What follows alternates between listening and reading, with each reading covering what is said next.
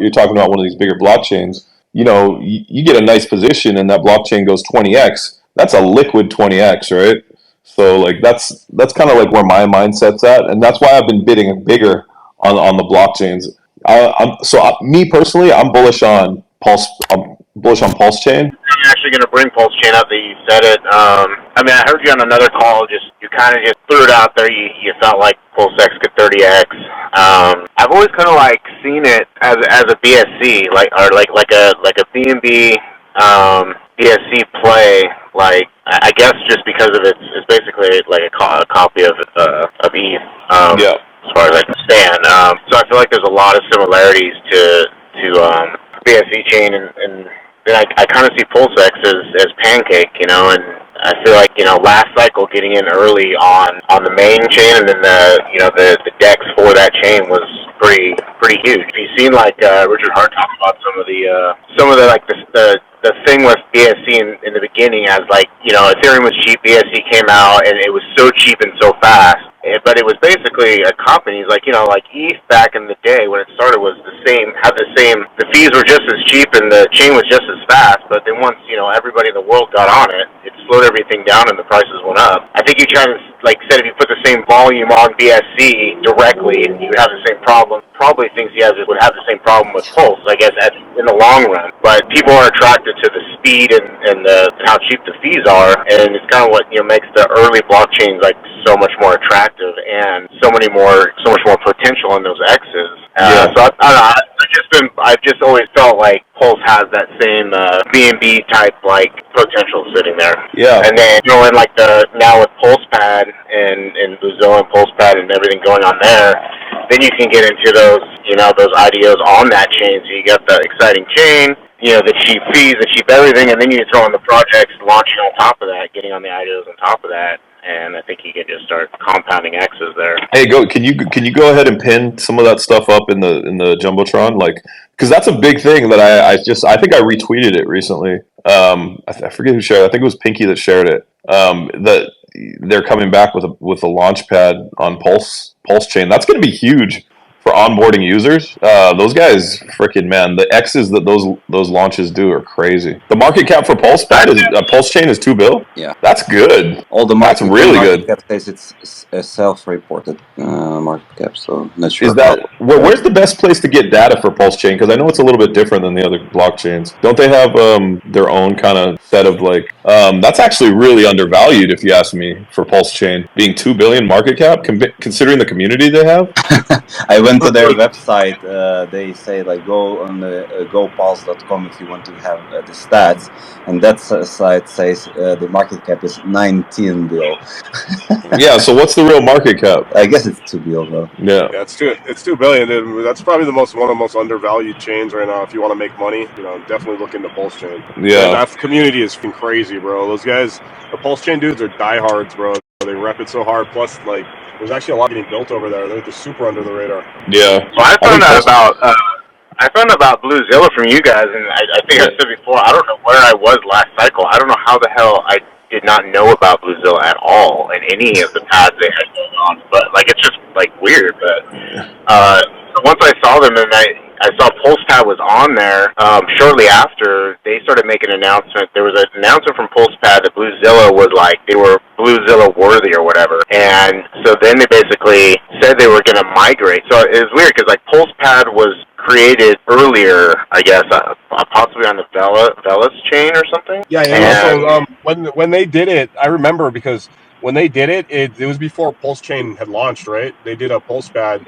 Yeah, something like that. Yeah, so like whatever they do now, the chain's live, right? So when they launch projects off of there, you're going to see some crazy X's. Yeah, they migrated like a day ago. It's officially like that PulsePad is on the Pulse chain, and you can buy PulsePad on Pulse chain and stake those. I don't know if they're airdropping or something, but they're going to reward Pulse chain and PulsePad holders pretty soon for somehow. But yeah, it sounds like they're getting ready to, start launching. They said they already have some lined up. They've got like 3 or 4 lined up, like ready to rock and roll. So damn. And they got new gear too. That's a good one, bro. Like, I'm glad you brought that up, bro. If any of you guys are looking to get into Pulsechain, man, like go check out PulsePad because I think you could probably get it pretty cheap, and that's a good token to hold if you want to get into any of those those launches, and you can Yeah, probably get it it's at running. Yeah, that's actually a good point. Well, how much is it? 0.008, so basically $1 million. They just launched that new tier, a Genesis tier. If you have $1 million, you'll be able to get in private sales before the IDOs. But so on basically, Pulsechain. $1 million would be $8,000, I guess. We get you that $1 million. The next tier down is like $250K. Can you pin something up in the jumbotron so we can take a look at it for like Pulsechain, because I want to look at it more. You know what's going to happen with Pulsechain. that is like when you get guys like Bluezilla coming in and launching projects that are going to do massive X's. What happens is they do other pads too, right? And everyone's going to start taking notice, and you're going to get a huge influx of people rushing into Pulsechain from all other chains that haven't checked it out, right? Because everybody goes where the X's are, man. And if anybody does X's, it's Bluezilla, man. They had some shit go up to like 500 to 1,000 X's last cycle, and if they go harder this cycle, who knows what they can do, you know, for Pulsechain that they have in store. So like, I want to get some more people, because I want to get more ingrained in the Hex community, because I actually like a lot of stuff they're doing over there. So I see you, Hex Punk, up here, man. I'm a DM you, man. I want to kind of get into some of those communities, if you can give me the introduction, because I'd like to kind of get in there and then see what you guys are all about. Yeah, no, I'm definitely watching, you know, like I'm definitely watching Pulsechain. It's so funny because a lot of times people will just look at something that they see as a tweet or like some kind of like FUD or something, and they'll just take it at face value. But like a lot of times it's so far from the case. And most of the shit that you read online is bull. You go look and you see guys killing it, chain, and you're like, oh, maybe I shouldn't have just taken someone's opinion and digested it as reality, right? Like, it's always good to go check it out for yourself, you know what I mean? 100%. And that's one thing I'm trying to do, is I'm trying to not look at things at face value. I'm trying to look at something that piques my interest, whether it be a chain or a project on a chain, and I like to say, okay, this guy's saying this, and then I like to ask questions to myself rather than just be like, oh, okay, I just read that, okay, that must be facts, you know. And that's one of the best things you can do when you're doing your due diligence on everything, is to try to think for yourself. I know it's so hard because we're being like shipped this information constantly on a daily basis, right? We're being pushed all this stuff, and it's like, oh, that one's good, oh, that one's bad, oh, this doesn't look right. But really, like, ask yourself, like, when you look at a project and let's say you get a negative kind of vibe about the project, how much do you really research the project? Or are you just reading something that somebody just wrote? You know what I mean? Like, you got to ask yourself that. And then what you do is you dig deeper. And then if you really find something you don't like, then yeah, of course, fade it, right? But what I would say is, like, man, there's so much opportunities that I've missed in the past from just like taking something at face value and then not really digging in. And then it goes like 20x or something. I'm like, fuck, I was just looking at that when it was, you know what I mean? Well, you know, there's another way to look at it too, right? It's not always about like if you like the project, like ask yourself, can I make money on this, right? Like, don't, even if you don't like it, still ask yourself, can I make a lot of money with this thing, right? Like, because at the end of the day, it's like, okay, you don't like something, but you can make 100x on it. Who gives a fuck if you don't like it? It's cyclical, right? So we all know how the cycles work. We know that obviously every bull market, most altcoins go down like 80%, maybe 90%. And we know that every bull run reaches an all-time high. So it's really more so a game of what do you feel comfortable with, where are you putting your money, and where are you taking the position at, and what's the main factors that you think are going to be catalysts to you know, excel said project from the current position that you got in, right? It's not, oh, do I love this thing? Well, I can't say that about everything, because some stuff I have is I'm long-term holding because I feel like they're going to be huge plays like long-term, but I'm going to take profits on everything. Like, I'm not going to not take profits in the bull market. Like, that's when you're supposed to take profits, right? But you always keep a moon bag, I would say, like, especially if it's a really solid project that you really like. Like, you know, keep a moon bag. Just because you love it doesn't mean you shouldn't take profit on it and make money off of it. You should enjoy,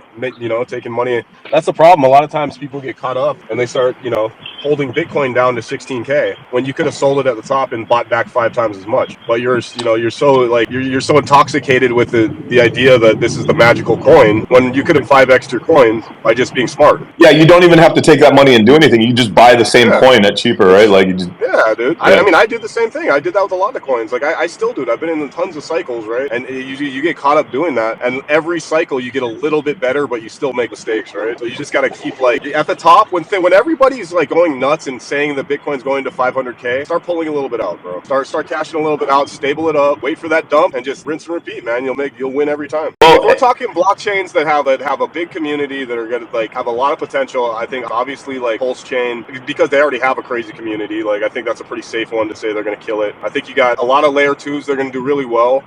What's up, Ninja? What's going on, man? How you doing? Welcome. Yo, what's going on, man? What's going How's on? it going? Welcome. Good, What up, bro. what up? Thanks for having me on. I just I saw Pulsechain up here, so I thought I'd show some face. I'm from the Yeah. Pulsechain community with Hexfunks over here, so Give us some vibes, man. What's going on? Tell us about Pulsechain, bro. That's what this space is for. Kill that shit. Let's go. yeah. I mean, dude, Tangang is where it's at. The Tangang. If you're gonna come through to Pulsechain, they're having a space right now. A lot of free NFTs, a lot of value, and good vibes. So I would definitely pop in there. I think you guys have came through a couple times. So I'm in the community, Tangang, yeah. So they're like let's because a lot of people might not have heard of it. It's an NFT project, correct? Tangang. no, it's not. It's not really an NFT project. It's just more of like an autonomous, decentralized marketing agency, and we pretty much uplift artists, developers. That's pretty much the goal is just to uplift creators and developers. So it's really cool. There's not like a specific. Are you part of it? Are you like one of the main guys in the Tang gang? Yeah, I'm definitely part of it. I participate a lot, so it's a lot of fun. I get a lot of free NFTs. Follow, follow, brother. I just shot you a follow. Yeah, I'm gonna hit you guys up, man. I want to link up with you guys because I want to do some cool shit in on Pulsechain, and I know a lot of people that have some really cool stuff planned. So I'd like to get into some of those communities and like just spitball some ideas for sure. Definitely, man. That's pretty much what we're doing out here. We're just building bridges with other communities, other chains, like the Chia community. We brought over a bunch of those guys. They're developing on Pulsechain now and doing really cool shit. So you guys are welcome. Sorry, go ahead. Thank you. My bad. No, I was gonna say, did you see that? I noticed that Bluezilla is gonna be launching stuff there too, which is gonna bring a hell of a lot of eyes over to Pulsechain. So I'm pretty excited about that. Yeah, that's gonna be big. That's gonna be real big. They've got 100,000 users, bro. They're bringing that Pulsechain, bro. That's crazy. That's gonna be insane, bro. So I was gonna ask what the Tangang thought about Bluezilla and that. If that's something that they're on or wherever. What their thoughts on that from this guy that was just speaking. Yeah, I wasn't aware of who. I don't even know who that is, to be honest. But everybody's welcome to come in and be part of the patronage model. Oh, that's actually a good question. Yeah, they're a massive launch pad, dude. Like last cycle, they were launching shit that was going like 500x. So they bring a lot of eyes over, and I like that about Pulse guys. Like it's a decentralized blockchain too, right? So it's like it kind of open to all that. Like bring everybody over. Yeah, like that's the one thing that I'll be honest, right? Because I've watched Richard a lot, and you guys can probably give me some insight on this, right? Since we're talking about like Hex and Pulsechain, right? So I remember back in the day, I was watching his video, and he was always against like projects launching, or it wasn't against, but I just don't think he was really like he loved the idea of it, right? But I used to be a director of like an ecosystem, right? Like my job was to onboard projects to certain blockchains, right? So like I just never really understood like why you would want to gatekeep your chain when that's the way that's like the lifeblood of your chain. Do you guys have any thoughts on that? Like as far as like, because every chain is welcoming, they want people building on their chain, right? Like that's like silly to not want people building on your chain. You know what I mean? So like, yeah, I want to ask the Hex and Pulse guys about that. Yeah, for sure, bro. This account, we're like one of if not the first NFTs that really pushed like onboarding other communities into the ecosystem, and it was always really difficult because like our own community doesn't with NFTs, and then like other communities don't really with Richard, So like got you. So when you carry the Hex brand, and then the homie starts dunking on a bunch of dudes on the timeline, posting all the Gucci, all the watches, you know, people don't really with us, or they didn't in the past, and so it was an uphill battle. But it's been a lot of fun, dude. It's been a lot of fun. So what would you say the vibe is, like the sentiment as far as like the guys that have been in Hex and been in Pulsechain? Like, are they welcoming to like new projects, or is there kind of like a vibe of people that like not welcoming? Like, I mean, I'm just asking honestly. This is an honest question. It's kind of like half and half, right? Like you're gonna get the maxis anywhere you go. Okay. But I mean, we dunk on the maxis all day. Like if you go look at the memes, that we're producing on the maxis, like the sentiment is flipping over to the degen side for sure, and it's pretty nice to me to have that mindset though, right? It's like you do an open permissionless blockchain, but then you tell people you don't want them on your chain. Like that makes zero sense, bro. It's like it should be like come one, come all, and everyone build, right? Like that's how everyone gets to where they want to go. Like that's the only thing that never understood a little bit. And I don't know if I'm right on my assessment of how that was, if that's what people like the vibe was, but for some reason I feel like that's what I got. Like this was a while ago. This was like a year ago, where I think I watched a video where I was kind of getting the vibe that it's like, well, I don't want these scam projects and this and that, or I don't even remember what he said, but I remember that like I got that vibe that like, hey, what's going on, man? Just talk, X. Talk. You're right, bro. My bad. I'm in the middle of a couple of things, but I think part of the reason the community was that way is because there were some I don't want to say scams, but just like bad projects that came around, and I think it was almost kind of like a reaction towards that. But I think, like Sacrafice is saying, a lot of people are now kind of changing their worldviews and updating things, so it is definitely more inviting, and things are changing. So it's a good time. That's fire. Yeah, I like that. That's good, man. I kind of At the end of the day, bro, when money's coming in, if the market's good, right? Because like, you know, this is the first bull market that Pulsechain's going to see, right? This is like the first kind of run they're going to see. So you're going to get a lot of projects coming in, and you're going to get a huge influx of money flowing in. And when money's dumping in, everybody's happy. The only time people get unhappy is when the money starts leaving. Then people start pointing fingers and getting upset. Yeah, that's kind of true. I mean, I think he always kind of keeps it real. But it's like if you were ever going to be a welcoming chain, like right now is the time. You know what I mean? Like that's my opinion on it. Like I want to hear Hex Funk's thoughts on it. What's going on, man? I see you over there. You had your hand raised. Yeah. In like 5-10 minutes, I'll like what do you call it? Like at my desk. But there's a shift. There's definitely a shift in the users, like the hexagons, because coming from being a hexagon, you're just single-sided staking hex, and you're not like utilizing the whole tools of DeFi. So I don't know if you see us on the timeline, but I'm constantly having to correct the hexagon influencers about all sorts of things, and I'm just an NFT bro. Like I'm not an influencer. I don't have a YouTube channel. I'm not like monetizing, and I have to be the ones correcting them. Meanwhile, they can't even show up to a space for 2 minutes, and we've been out here 9 months doing spaces like almost every day. It's just like, dude, like get with it out here. But anyways, we're gonna have these free educational NFTs soon. So like if they don't get with it after that, like I don't know what, there's gonna be no hope for them. Yeah, and at the end of the day, everyone's allowed to make their own decisions and have their own opinions, right? It's just, I think, like for the growth of a blockchain that a lot of people are looking at from a perspective of, wow, this thing can do great things. It's got a lot of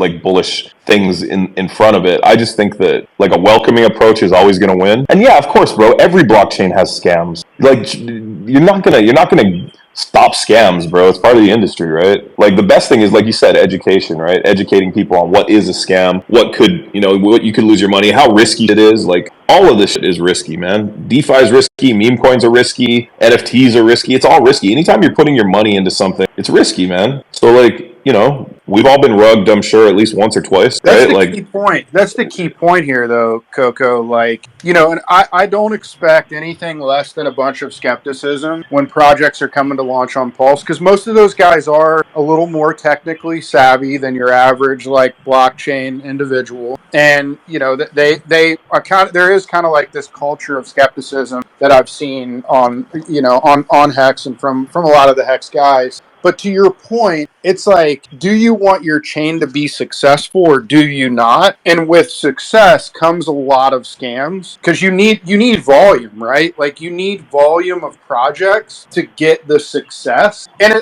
let's be clear about what a scam is and what a scam isn't too, by the way. Because right now on ETH, you have about 10,000 scam coins being launched every 5 seconds, and they're blatant intentional rugs, right?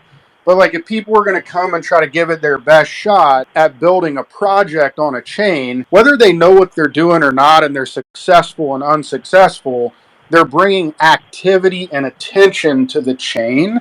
So like if we want Pulsechain to be successful, we need all of that, right? We need the successes and failures, because we need the volume to be able to get the successes. You're never going to have an open source, like public blockchain that anyone can build on and not have a scam. So like the best thing that any blockchain can do, I'm not just talking about Pulse, is just have good information on how to avoid scams, right? Like I think that that's the best defense you can have against scams is just to make that kind of information readily available for people and let them make their own choice. Like that's what crypto's about, right? It's about being accountable to yourself and making your own choices, right? Like that's the whole essence of crypto. So like it's actually not even really the blockchain's job to stop people from scams. It's more the people's job to educate themselves before they start throwing their hard-earned money into stuff, right? Like at the end of the day, like that's what crypto's about. It's about self accountability. This is turning into a good discussion, man. This is what I wanted. I wanted to do. The last one we had was a really good discussion. It got a little bit feisty. It was we had Solana Chris up here, and he was talking shit to the Pulse guy, talking about Richard. It was a lot of fun, but good discussion, right? We're all just trying to get information. Information leads to power, and that power and information leads to money. So the more information we got, the better our bags are going to be. What's up, Asset Cowboy? What's going on? Oh, he came up, but then he came down. Anybody got anything we should be looking at on Pulse Chain or anything you guys? We just said Tang Gang. If you don't mind me pinning up a video here, it's run it. It's a little bit long, but it covers the patronage model for the Tang Gang and all the educational content that is being produced. So this has nothing to do with me wanting people to ape into anything, but it just comes from an educational standpoint as to like where you want to start. If you do come to Pulse Chain, the Tang Gang is where it's at. If you're into NFTs, new developments happening and scooping up real estate, before like the mass, comes in. So appreciate you letting me pin this up. Go for it, bro. Like that's what it's all about, man. It's about sharing stuff that we think is dope. So what's the advantages of an L2 versus an L1 like Pulse Chain? That basically what they've done is what are the differences between Ethereum? They've sped up the block time on Pulse Chain. Maybe one of the Pulse guys can jump in and give a little bit of insight on what they've done to kind of make the blockchain, make Pulse Chain what it is. Do you guys have any kind of info on that? Well, just the basics. I think the block times are 12 seconds, I want to say 10 or 12 seconds, one of those two, and Ethereum's like 15 seconds, so it's a little bit faster, not that much. The supply of Pulse is a million X roughly, maybe it's like 1.2 million of Ethereum. So there's just more of the gas token, and we have the lower fees. What else we got? Well, the supply, I don't want to go into so much details, but the Ethereum Foundation, they do tend to sell the top, which it is what it is, right? But we don't have that over here. We do have Richard.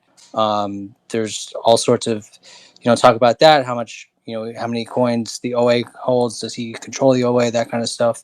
But it's an open network, right? Like you can make your own coins. You can pair them to Ethereum or wrap Bitcoin or DAI or whatever you'd like. So it's really, you have the optionality to just, like you were saying before, it's an open network. Anyone can come build, do whatever they want. Yeah, see, that's one of the cool things about Pulse Chain, right? Like, so when we're talking about these L2s, a lot of them, there's admin keys on the sequencer, right? Correct, Hank, Roman? Is that... Well, you can think of it that way, but in reality, it doesn't really matter because sequencer, you can guess it by its name. It's there just to put the transaction into a particular order. It cannot fake transactions, like it cannot withdraw your money or something. So the only purpose of the sequencer is to actually like decide in which order those transactions go onto the ledger. Okay.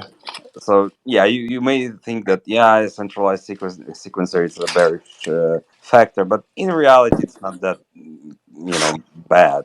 And at the same time, we should also understand that although like the sequencer is a centralized entity right now, but most of the top chains, like layer 2 chains, they work on the decentralized solution as well. So in the future, it's gonna be decentralized anyway. So and today it's not that big of an issue anyway. So I'll say one thing from a non-dev perspective about Pulse Chain. There's been an outsized winner in TVL over the past 30 days, and that's Pulse Chain at a whopping 150% increase to $500 million in TVL. And from a volume perspective, Pulse Chain's coming in at the same clip as Base, right? Sheesh. Like Pulse Chain did 300. Damn, that's huge. Pulse Chain did 30 million in the past 24-hour volume, and Base Chain's a little bit ahead with 32 million in volume. So like, to me, to see Pulse Chain pushing as much volume as a company that is publicly traded and has billions of dollars in their coffer. It's pretty laughable. Yeah, you're laughing. It's pretty. That's the volume on Pulsechain. Yeah. It's usually volumetric, isn't it? Yeah, I'm not sure if it's like the best metric to compare blockchains, like because you can wash those trades. Like if it's like a DEX and you can put like 10 meme coins over there and just wash trade it back and forth, and obviously you can surpass any blockchain if you have enough motivation. And that's why volume is irrelevant on Solana. It's not a good metric because Yeah. I could spin up something on Solana and make it a $2 billion volume day if I wanted to waste 10 grand. But I mean, you can't do that on ETH, or you'll lose all your money. Well, here's a good question, right? And this is something that is actually something we should look at, right? Like, so you look at a blockchain and you look at their overall TVL, but like one thing that they should have a metric for is hard assets. Like which hard assets? What I mean by hard assets is ETH that's either bridged over and stables, right? Those are hard assets. Like a lot of these chains, like for instance, and I'm not talking bad about Solana. Solana is doing fantastic. But can you imagine how much of that TVL is like meme coin liquidity that's like hyperinflating? So like that's one of the things that you got to take into account. Like how much hard assets are there on chain, and that's the stables and the Ethereum and maybe Bitcoin, right? So I think that is absolutely important, and even more so, like especially like some of the dexes and stuff. Like when we were doing some of our like historical analysis on some competitors for what we were building. I mean, we figured out that there is basically 3 different ways to measure ratios for dexes or trading platforms in general, right? There's ones that have healthy alt to blue chip ratio. There's ones that have moderate alt to blue chip ratio, and then there's some that have heavy blue chip to altcoin ratio.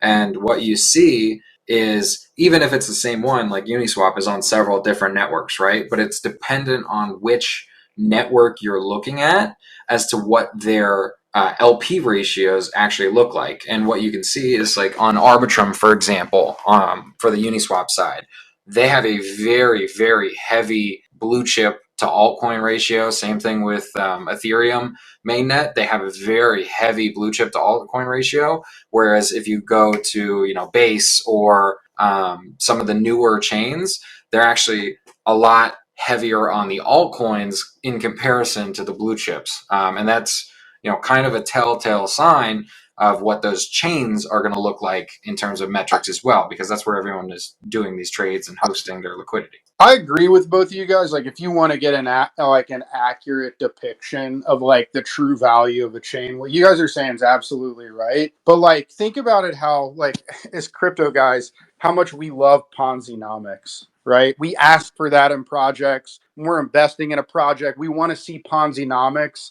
So like for me, you think about how you can measure the attention economy on a chain, and like you would have to do that by measuring the activity on a chain. So for me, it's like, kind of like they say all publicity is good publicity. I'm of the thought process of all TVL is good TVL when it comes down to like measuring the Ponzi-nomics on a chain, right? Like I want to see all that.